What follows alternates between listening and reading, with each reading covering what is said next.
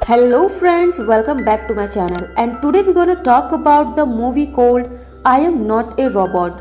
इसके पिछले पार्ट में हमने देखा था कि मिंक्यू जिया को ढूंढने निकलता है और उसे समंदर किनारे बैठा हुआ देखता है। जिया मिंक्यू को देखते ही तुरंत अपना लॉकेट छुपा लेती है, लेकिन मिंक्यू वो लॉकेट पहचान लेता है। मिंक्यू ने वो लॉकेट AJ-3 रोबोट को दिया था। ये जानकर कि उसके साथ धोखा हुआ है, वो काफी निराश हो जाता है। इससे पहले कि वो जिया को कुछ कहता, उससे पहले ही उसकी एलर्जी स्टार्ट हो जाती है और मॉनिटर रेड पर पहुंच जाता है, जो कि इससे पहले कभी नहीं हुआ था। मिंक्यू जमीन पर गिर जाता है। जिया मिंक्यू को संभालने के लिए आगे बढ़ती है। इतने में अचानक से डॉक्टर होंग और उसका असिस्टेंट आते हैं और मिंक्यू को एंटीबायोटिक इंजेक्शन लगाते हैं। इसके बाद मिंक्यू को घर वापस ले जाया जाता है, जहां उसे ऑब्जर्वेशन में रखा जाता है।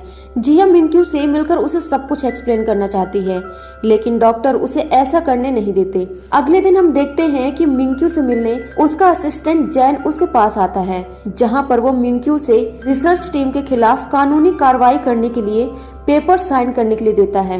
इसके साथ मिंक्यू जिया के खिलाफ भी कानूनी कार्रवाई करना चाहता है, क्योंकि जिया ने उसे धोखा दिया है। जैन मिंक्यू को बताता है ऐसा करने से आप कंपनी में अपनी पोजीशन खो सकते हैं और हो सकता है कि उसके एलर्जी की न्यूज पब्लिक हो जाए। लेकिन मिंक्यू अपना इरादा नहीं बदलता और यहीं पर एक हैरान करने वाली बात पता चलती है कि जिया जैन की बहन है और जैन भी अपना रेजिग्नेशन लेटर मिंक्यू के हवाले कर देता है।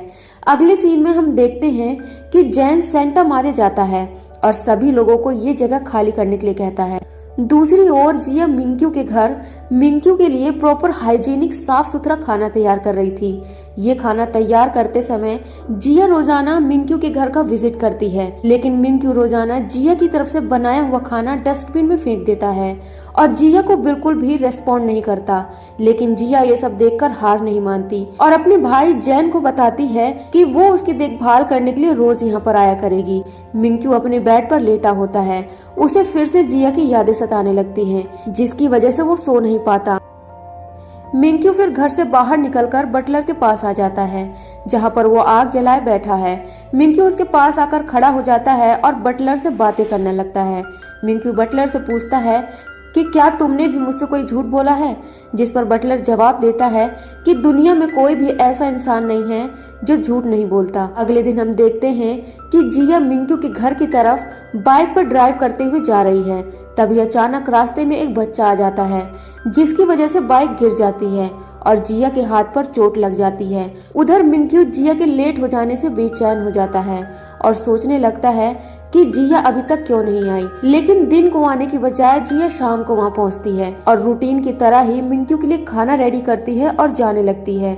मिंक्यू उसे रोकता है और उसे सवाल करने लगता है कि तुमने मुझसे ये सब कुछ फायदा उठाने के लिए किया था। जिया जवाब देते हुए कहती है कि मैं तुम्हें बहुत कुछ बताना चाहती हूँ, लेकिन मिंक्यू उसके किसी भी बात को सुनने के मूड में नहीं होता और जिया को कहता है कि तुम मुझे दुख पहुंचाकर और मुझे धोखा देकर काफी खुश नजर आ रही हो।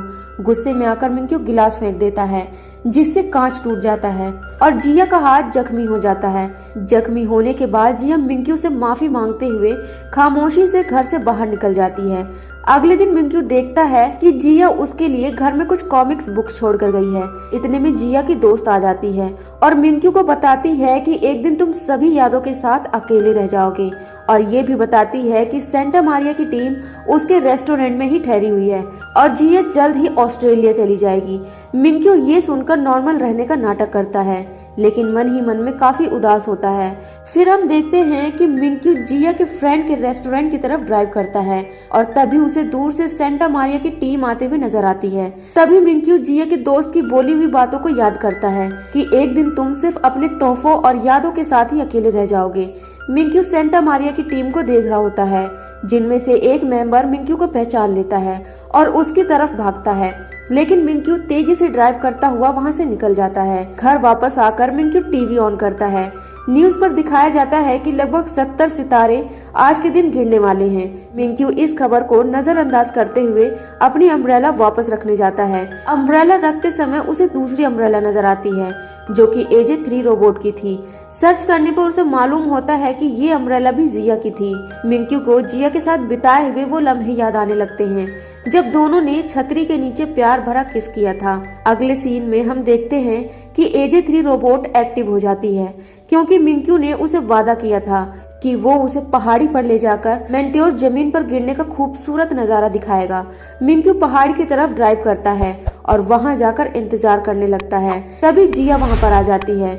मिंक्यू जिया को शुरू से सब कुछ साफ साफ बताने को कहता है। जिया बताती है कि जिसको वो रोबोट समझ रहा था वो और कोई नहीं बल्कि मैं थी। वो मिंक्यू को बताती है कि उसने रोबोट के साथ नहीं बल्कि इंसान के साथ कई महीने गुजारे हैं। ये सब सुनने के बाद मिंक्यू AJ-3 रोबोट के साथ गुजारे हुए सारे लम्हे याद करने लगता है और खुद को बेवकूफ समझने लगता है कि कैसे मैं इंसान और रोबोट में फर्क नहीं कर सका। मिंक्यू जिया से फिर से पूछता है कि तुमने और क्या क्या झूठ बोला है, जिस पर जिया बताती है कि उसने कोई भी झूठ नहीं बोला। हाँ, कुछ खाना और शराब जरूर चोरी की थी। मिंक्यू पूछता है कि पहली बार मिलने पर तुमने मुझे कैसा इंसान पाया, जिस पर जिया बताती है कि मुझे लगा कि तुम बहुत बुरे इंसान हो क्योंकि तुमने मेरे आधे पैसे मुझे वापस नहीं दिए। और ये भी बताती है कि उसने मिंक्यू को एक पागल इंसान समझा जो अपने रोबोट के वैक्यूम क्लीनर का बर्थडे मनाता है और अजीब अजीब सी हरकतें करता है।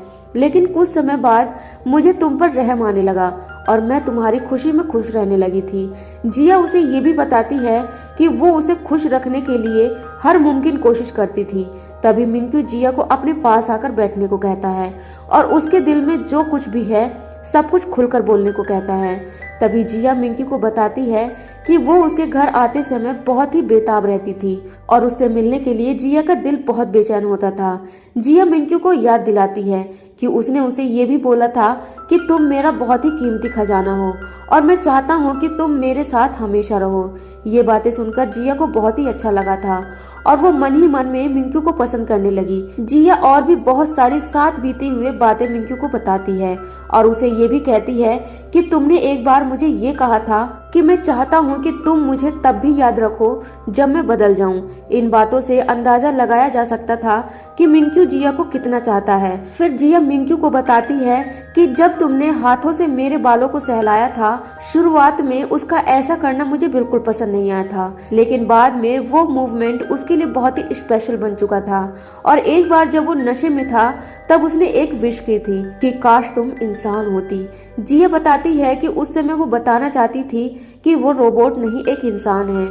ये सारी बातें सुनने के बाद मिंक्यू जिया के बालों को सहलाने लगता है, लेकिन ये याद आ जाने पर कि उसे एलर्जी है, मिंक्यू वापस अपना हाथ पीछे कर लेता है। लेकिन जिया अपना स्नो हेड पहनकर उसके हाथ अपने सर के करीब कर लेती है। जिया अपने किए की माफी मांगती है। जिया मिंक्यू को बताती है कि उसे अपने किए पर बहुत पछतावा है। वो शुरू से सच में बताना चाहती थी, लेकिन सच जानकर कहीं फिर से मिंक्यू को एलर्जी ट्रिगर न हो जाए, इसीलिए उसने इस बात को छुपाए रखा। ये सुनकर मिंक्यू जिया को किस करने लगता है, लेकिन किस करते करते फिर से रुक जाता है, इस डर से कि कहीं उसकी एलर्जी एक्टिव न हो जाए। मिंक्यू जिया को शुक्रिया अदा करता है कि उसने उसे इतनी खूबसूरत यादें दी। अब वो इन यादों के सहारे जिंदगी गुजारेगा और वापस अपनी जिंदगी में चला जाएगा और इंसानों से दूर रहेगा ताकि कोई भी उसको टच ना कर सके। मिंक्यू जिया को बताता है कि अब हमारा सफर यहीं पर खत्म होता है। मिंक्यू आखिरी बार जिया को अलविदा कहने लगता है, पर जिया मिंक्यू को रोक लेती है और उसे बताती है कि तुम वही शख्स हो जिसका मुझे हमेशा से इंतजार था। जिया अपने प्यार का इजहार करती है और इस बात को कबूल कर लेती है कि वो मिंक्यू से बहुत ज्यादा प्यार करती है और उसके बगैर नहीं रह सकती। ये सुनने के बाद मिंक्यू जिया की ओर बढ़ता है और उसे किस करता है और तभी फ्रेंड्स यहाँ पर एक बहुत ही स्पेशल मूवमेंट क्रिएट होता है। सारे सितारे गिरने लगते हैं और हर तरफ सितारे गिरने का एक खूबसूरत मूवमेंट दिखाई देता है। अगली सुबह मिंक्यू जिया को ड्राइव पर ले जाता है और एक दुकान पर कॉफी लेने के लिए रुकता है, लेकिन उसके मीटर पर फिर से एलर्जी का साइन शुरू हो जाता है। लेकिन मिंक्यू जैसे ही जिया को देखता है तभी उसकी एलर्जी वापस नॉर्मल होने लगती है। उसके बाद मिंक्यू जिया को उसके घर पर छोड़ता है और वापस से जल्दी मिलने की उम्मीद करता है। फिर हम मिंक्यू को अपने डॉक्टर से बात करते हुए देखते हैं। डॉक्टर मिंक्यू को बताता है कि तुम्हारी बीमारी का कोई भी पुख्ता इलाज नहीं है। ये बीमारी कभी भी वापस आ सकती है और कभी भी वापस जा सकती है। अगले सीन में हम देखते हैं कि एक अमीर आदमी मार्टिन AJ3 रोबोट को सेंटा मारिया की टीम से ले जाने के लिए आता है। सेंटा मारिया की टीम AJ3 रोबोट को ले जाने से बहुत उदास दिखाई देती है। मार्टिन सभी को कहता है कि तुम लोगों ने रोबोट को लेकर मुझे धोखा दिया है। मार्टिन रोबोट को एक खतरनाक वेपन की तरह यूज करना चाहता है। तभी वहां पर मिंक्यू आ जाता है और रोबोट के बारे में पूछने लगता है, लेकिन सेंटा मारिया की टीम उसे बताती है कि मार्टिन उस रोबोट को यहाँ से ले जा चुका है। फिर हम देखते हैं कि मार्टिन एक बड़े से ताबूत में बंद AJ3 रोबोट को ले जाने के लिए तैयार खड़ा है, लेकिन मार्टिन जैसे ही ताबूत को खोलता है तो देखकर चौंक जाता है क्योंकि वो रोबोट इस ताबूत में नहीं है। फिर हम उस रोबोट को शहर में घूमता हुआ देखते हैं जिसके पास ना ही कोई याद है और ना ही कोई मेमोरी है और ना ही कोई डायरेक्शन है। तो दोस्तों, आशा करते हैं कि आपको आई एम नॉट रोबोट का सेकंड पार्ट पसंद आया होगा।